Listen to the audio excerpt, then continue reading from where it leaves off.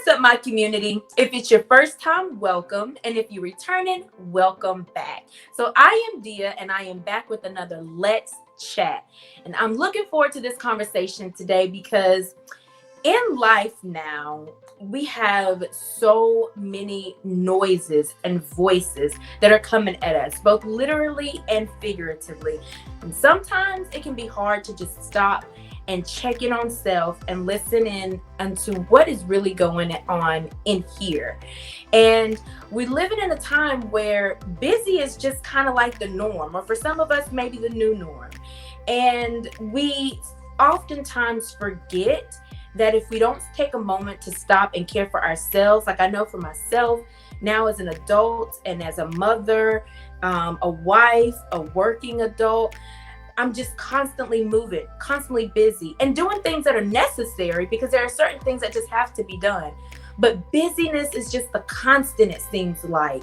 And we sometimes forget that we need to take a moment to care for ourselves.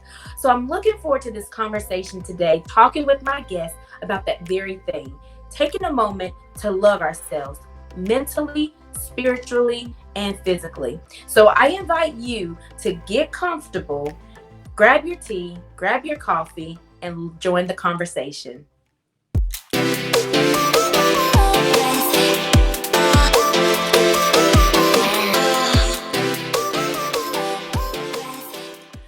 Minister Alicia, welcome, welcome, welcome. Hi, dear. Thank you for having me. Yes, you're welcome. I always consider it an honor to have people who choose to take a moment out of their time to join me in my conversation and chatting with me. So thank you. I appreciate it. Well, I'm looking forward to it, and it's always a pleasure to have a conversation with you anytime. So I am so excited and equally appreciative of this opportunity. Thank you so much. Well, now I'm going to start us off with something a little fun just to break the ice. Okay. All right. So I want to ask you a would you rather question. That's hard to say. Would you rather question? Right. Let's Okay. have it. Would you rather have the ability to speed up time or slow down time? Ooh, that is a good one. They both have benefits, but since it's a rather, that means a either or, not an and. That's right. Answering the question properly, I would go with slow down time, dear. And the reason Mhm. being is because time really is just a vapor. And when we Yeah. look back, we're always saying, where did the day go? Where did the month go? Where did the year go by? And I know even going all the way back to those summers that I now miss when you had the whole summer off from school, nothing to do, no responsibilities, and you couldn't wait to school to start back. Or even in life, we now have 5 beautiful adult children. And looking back Mhm. over where did the years go by, I definitely would slow down. And as you said in your introduction, being busy is the norm. So I would want the ability to slow it down so I could really enjoy life to its fullest. Well, I am going to have to agree with you because I think about moments where I would definitely like to speed up the time because I've recently started a new gym, Orange Theory.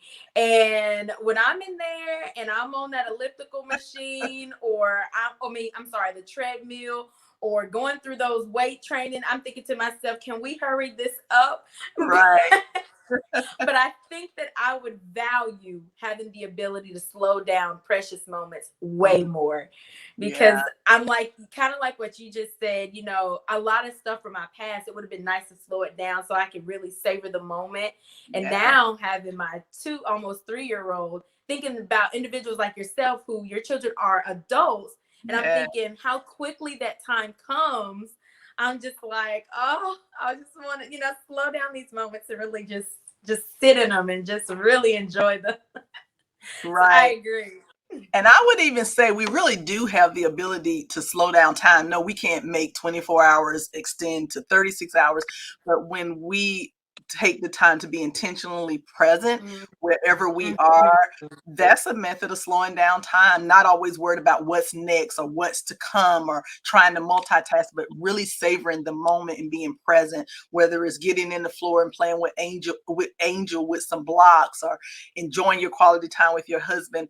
I'm very task oriented, so I've had to learn to not always be thinking about five other things. Enjoy the time that's right in front of me. That's why it's called the present, right? It's a gift. That is so true. And I found myself having to think about there was I took a cruise like man, like 2009, 2010, but we went to Jamaica and I remember like just the ease of everybody, like our tour guide, he almost got the bus almost left him, but he didn't even run after the bus or anything. He just lollied and just took his time, and he eventually caught up with the bus and got on. And sometimes I remind myself of those moments where it's just like, why be such in a rut and in a hurry? Like, just Yes, slow down, just enjoy the time. Just it's okay just to enjoy the moment. it So really, I really is. agree. I'm sorry, I didn't mean I would talk to you, but you excited me. It really, really is. My husband is a master at that, at savoring the moment, being present where Mm. he is. The first time we went on vacation together, I'm used to being in charge. And the first time I went on vacation with him, this was the first time I had someone who didn't agree with nominate me as the self-appointed tour guide. And I am used to, we going to Disney World, we're going to be here at 8 o'clock, we're going to be here at 12 o'clock. And he looked at my itinerary and was like, I'm on vacation. I was like, yeah, but you're trying to do other stuff. He's like, I'm on vacation. He was like, we going to the beach. I'm taking my watch off and I want to lose track of time. And I'm like, but if you lose track of time, we can't be at lunch and we can't be at this place. And Dia, I have to say that he appointed himself as the vacation tour guide. I followed his lead, and it was the best vacation I ever had. First time I ever lost track of time on the beach to just enjoy the ocean.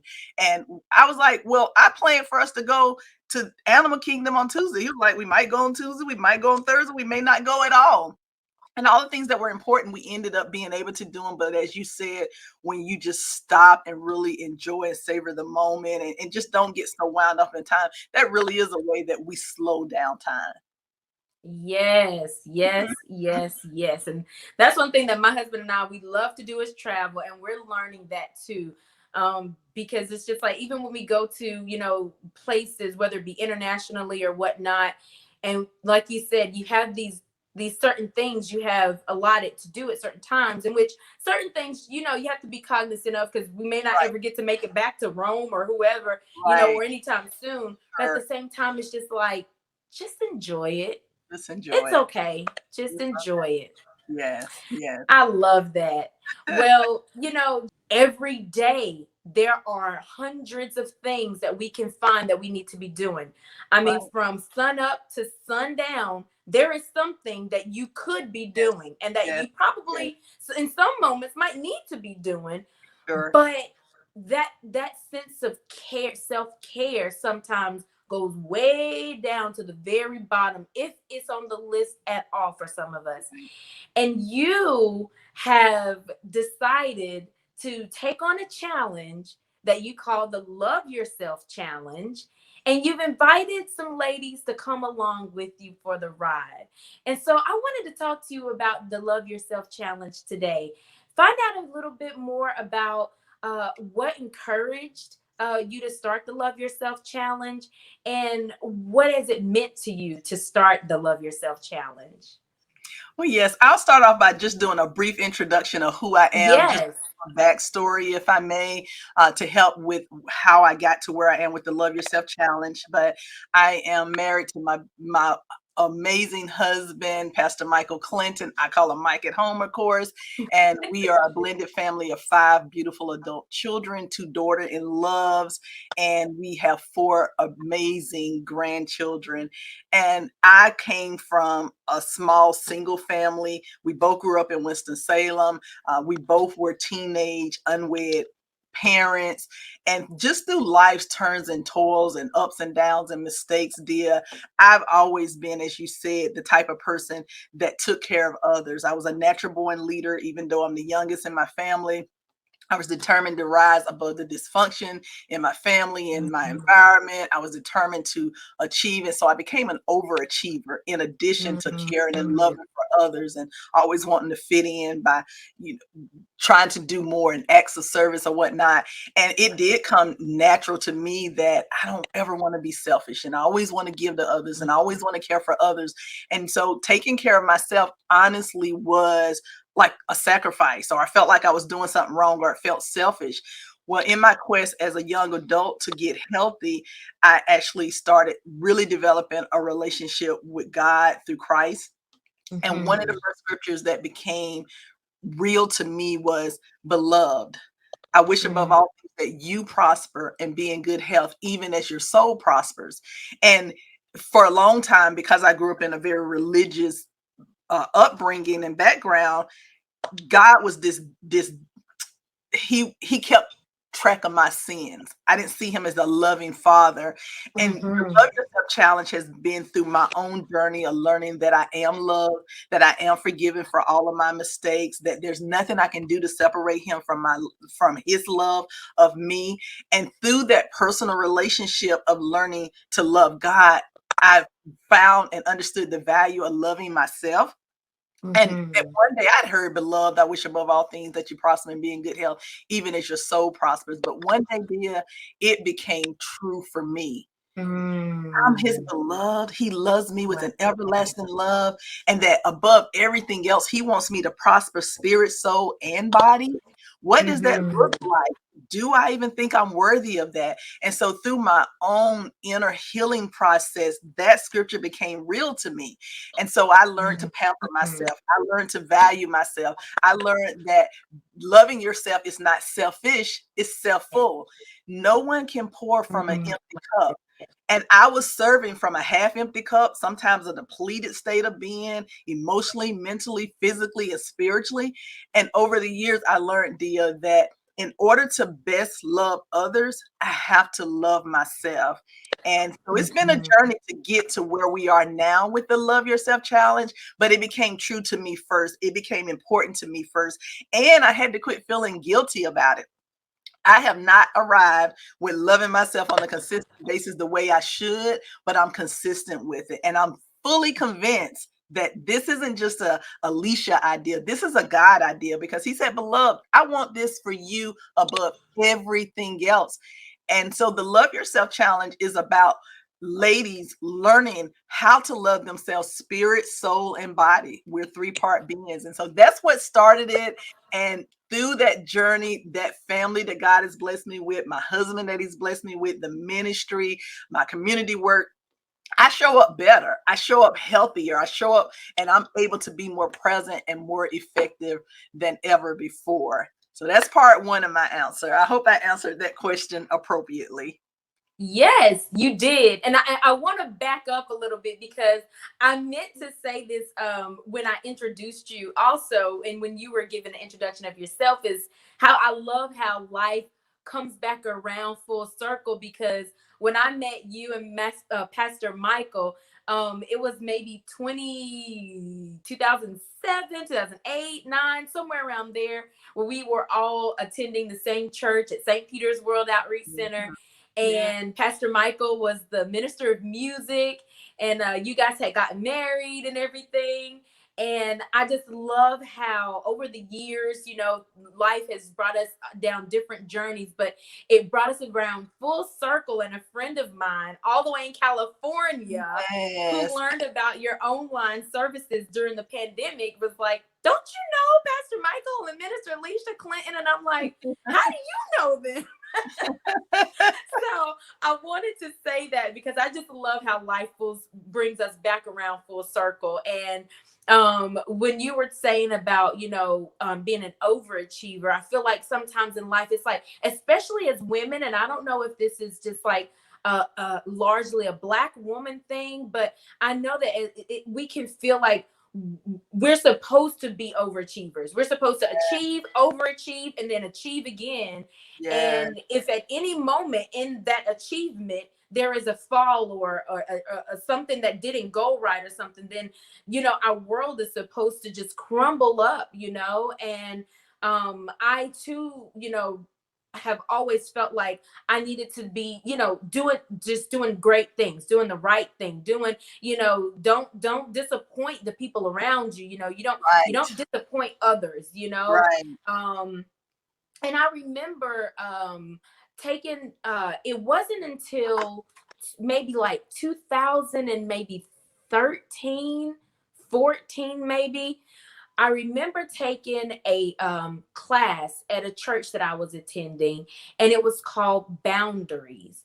And Mm, in that class, Boundaries, is where I learned for the first time in my life, and I was maybe at that point either late 20s or early 30s, but that it was okay, that my feelings were valid, and that right. it was okay for me, even with family members, with church members, with work, Yeah. to set healthy boundaries to say, this is what I need to take care of myself. And if you overstep this boundary, I'm going to have to kindly let you know this ain't going to work for me. And that Right. was the first, like, it was so liberating because That's all of the good. time before that, I just thought that you're just supposed to do for others. That's just what you're supposed to do for those older than you, your parents, your aunts, your uncles, your cousins, you're just supposed to do. You don't say no, or you don't, seem like you're too important to help other people out. You just do. You're right. And coming to that understanding, it changed my life. Mm, So I totally understand. And like you were saying, at some point, growing up in a Christian household, or or in Christianity, we sometimes just view God as like this. I know I used to just view him as this big man on a throne with a crack and a whip, and as yeah. soon as I messed up, he was just Right. you Quick know market. There I she go didn't again. There she go again. I didn't see the love. I didn't No. see, I just saw the crack on the whip. And if I did something wrong, I'm going to get it. But over the course of time, learning that he is not that God. Right. He is a lot more patient with me than I ever really truly understood or know. It has been life changing. It really, really is, dear. And love is the ultimate word there, because this is the love yourself challenge. And some people would look at it and think, love yourself, that's selfish. And why is it all about you? You're Hmm. supposed to take up your cross and deny yourself. But Jesus said that when the disciples asked him what was the greatest commandment, the greatest Hmm. commandment is to love the Lord your God with all your heart, with all your soul, and with all your mind. That's that three-part being again, right? All of Hmm. me is supposed to love all of him. And if I'm unhealthy in any of those areas, it does make it hard. And when you Yes. and I both came into the realization of what that love was, that begins the journey of learning to love yourself, and that it's okay. And then the Yeah. interesting thing is when the disciples asked Jesus that question, and he said, this is the greatest commandment. And he said, the second is like it, to love your neighbor as you love yourself.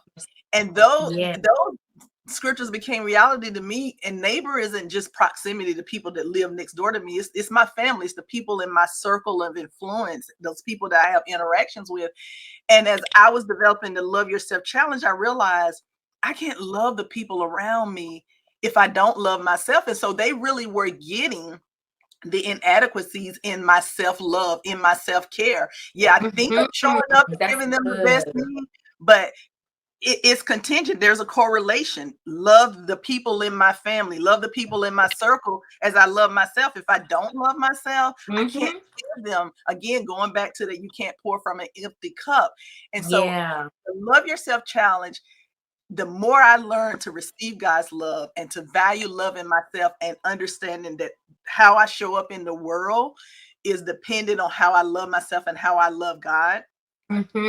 help me to equip myself, empower myself, value myself, and see loving myself as a priority, not as a sacrifice. So fast forward through, my own quest, my own discoveries, my own reassurance that this is a God ideal, not just something I came up with myself. I started saying there are things in my life where I need self-care. I need to make it a Mhm. priority with my health. I'm getting older, and there's, know your numbers, know what your blood pressure is, know what your A1C is. I would go to the doctor and never even look at that stuff. I started Mhm. studying, and what does A1C stand for, and what does glucose mean? And through that self study and self care, Mhm. I started to learn. Hey, some of these numbers have been steadily declining. The ones that need to go up are going down, and vice versa. And through that journey, that's where I came up with what's called the 10-10-10.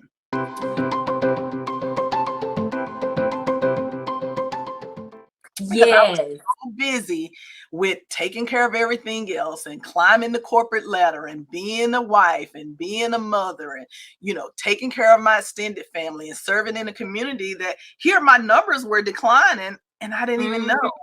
And so now I've Wow. been going around with the A1C that's pre-diabetic borderline, had no idea because it had Wow. hit that threshold. So through knowing my numbers, I was like, I got to do better. And I had one doctor that actually said, once you go on high blood pressure medicine, you can never get off. Or if you ever go on any type of diabetic medicine, you can never go off. And something Wow. in me said, that's not true. There are too many Mhm. testimonies of people that weighed X amount, losing weight and getting off of blood pressure medicine, Mhm. diabetic medicine. And so I took ownership to say, I'm going to commit, just like if I have to work 10 hours a day, or if my husband needs me to do this, or I have to do this at the church, what can I commit to give myself every day? And I want to Mhm. be true to thine own self. So I don't want to make it where it's just I'm going to crash and burn because I'm an all or nothing person.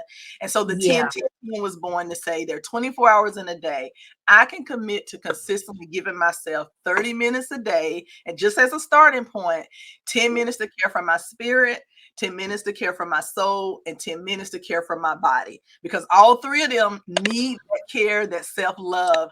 So that's how we got to the Love Yourself Challenge, the 10-10 challenge. I did it myself. And last year, I said, no more perfectionism, no more trying to wait till it's the right time, no more self sabotaging, saying that Yeah. nobody's going to want to do this and it's not going to make sense to anybody. This is a God idea. This is God inspired. I'm going to jump in. And so, dear, I jumped in 2 days before February came, and I was like, I don't care if only one person shows up, I'm doing it. And we ended up with 10, maybe 15 Mhm. people to join us last year. And it was amazing because I just wanted one, and God exceeded those expectations, right? And so I'll pray Yeah. for it in a minute to tell you where we are now. But that's how the Love Yourself Challenge was born, by me exploring and learning to love God and receive his love, and then learning to love myself.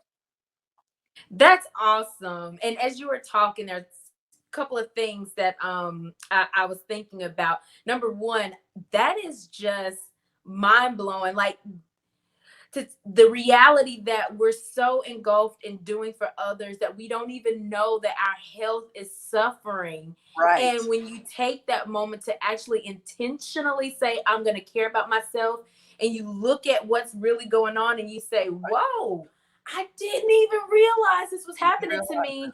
And Right. people just end up, having these crazy, um, health issues, and Yeah. passing away, some individuals, Right. because they didn't even know that this was going on because they were so busy doing everything for everybody else. Right. And I remember when my husband and I, right before we got married, we did like a one day kind of like sit down with the pastor, a family friend pastor that we're really, really close with. And he kind of imparted some of his knowledge because he had been married. His wife is now deceased, but they had been married for many years. And so I wanted him to impart some of that knowledge to us. And one of the things that he said during that time was that what we receive from God is what we give back to each other. Right. And so when you were saying that about, taking that moment to love God and love ourselves, and, when we have that self-love and we know and we have that love for God, then we're able to bring it to those around us. So Yes. I just thought that was beautiful. And I wanted to ask you this question while you were talking about the 10-10-10. So what does that look like for you? What does that taking that 10 minutes to care for your spirit, your soul, and your body? What does that look like for you? Well, I've grown beyond just the 10 minutes a Mm-hmm. day, but it was a great place for me to start with making a commitment so that I could challenge myself to become consistent. And I Mm-hmm. think big, start small. So the 10-10-10 was 10 minutes a day. I'm gonna feed my spirit man. And with the 10 minutes a day, I've decided my relationship with God is so important. Before my feet hit the ground, when I wake up in Mm-hmm. the morning and I use my Bible app, I'm going to read the Bible verse of the day, and then I'm going to read for 10 minutes, or I'm going to read the Bible scripture for the day because I want that daily bread, even if it's just one scripture. And then I'm going to just lay there and meditate and dedicate my day to God and spend time in prayer with Him. The first at least 10 minutes. Sometimes it's a little longer, but when I first started, it was a minimum of 10 minutes. Check spirit, I'm ready to go for the day. At some point, I was going to walk. And when I was actually working in the office at work, when I first started doing this, I literally set it on my calendar at 10 minutes till to get up and to walk. And where I sat at on the fourth floor, I would walk the steps from the fourth floor down to the concourse, which was 5 levels, and then walk back up. If I didn't feel like walking back up, I would ride the elevator back up and then walk back down again. Mm-hmm. About 10 minutes. It was my race, my pace, which you've heard me say. Yep, that's So right. I was just moving. I wasn't trying to move fast, wasn't trying to get a mile of distance. It was just moving. And then with the soul care, that was something where it took a lot more effort for me because I'm such a natural encourager and motivator. I wanted to do stuff like for my 10 minutes, let me call Deal and encourage her. That's not self-care. That's not Yeah, self-soul care. that's right. So Yeah. again, me wanting to do what came normal was to be willing to serve somebody else. And so I had to be more intentional with that part. And I still have to be really intentional with that part with the soul care. I even struggle with what does caring for my own soul look like. And then I started to find stuff that ministered to my emotions or to my mind, which is a part of the soul. So whether it's me listening to something 10 minutes that's motivational, and I'm not talking and I'm Mm-hmm. not knocking inspirational, but it couldn't be church related. It had to be something empowering for my mind. And Yeah. so that's what it looked like for me to begin with. And I'll just share that when I first started walking, when we went into the pandemic and working from home, I was like, okay, I normally would walk to drive to work, and it's a 25-minute commute from my house to work. I was like, since I don't have that commute, I'm gonna use that time to walk in the morning with my dog. And Mm. I just walk. Where I realized if I speed it up, at 25 minutes, I can do a whole mile. And so then it went Wow. from my race, my pace became about the distance. Mm-hmm. 1 mile, oh, I enjoyed that, became 2 miles. 2 miles became 3. And now I do a minimum of 11,000 steps a day. Most of it's outside, Wow. but even if it means I got to at 10 o'clock at night to get in that last 1,800 steps, stand up versus looking at a show or something. It just shows how you can think big, start small, and it's like anything. You form a habit after a while, Mhm. right? Yep. And so I encourage people, if you're struggling with it, just start with the 10-10-10 and be true to thine own self. And you'll be amazed at how it Yeah. will grow and it'll become a habit for you. I like that. My pace, my race. I like Yeah. that. And you